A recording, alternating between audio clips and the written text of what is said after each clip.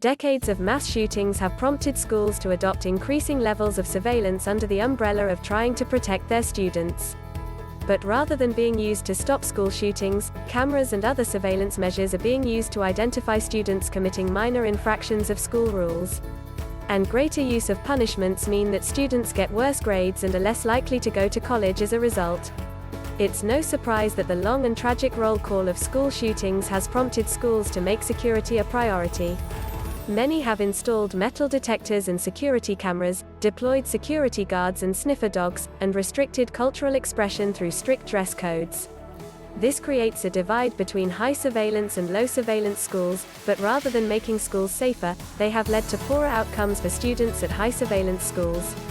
Instead of being used to thwart the uncommon school shooting, according to researchers at Johns Hopkins University and Washington University in St. Louis, these surveillance measures may increase the capacity for schools to identify and punish students for more common and less serious offenses.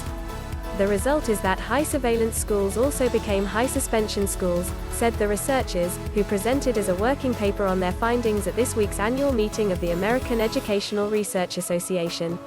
Students at high surveillance schools are more likely to be on the receiving end of an in-school suspension, where a student is put in isolation within the school, separated from their classmates. This link holds even when researchers controlled for levels of school disorder and student misbehavior.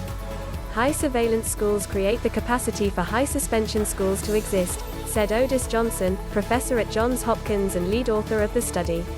Greater detection leads to greater punishment, regardless of the students who attend these schools.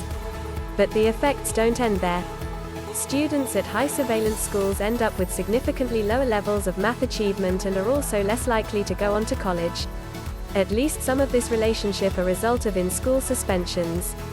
They are also 4 times more likely to be black, and disproportionately likely to be poor, from a single-parent home and to have repeated a grade, the researchers found, after analyzing data on approximately 6,000 students across the U.S. along with co-author Jason Jabbari, data analyst at Washington University in St. Louis. Johnson describes the disadvantages suffered by students in schools with greater surveillance as a social control setback. The higher level of suspensions and its effect on math scores is almost enough on its own to account for the differences in college attendance.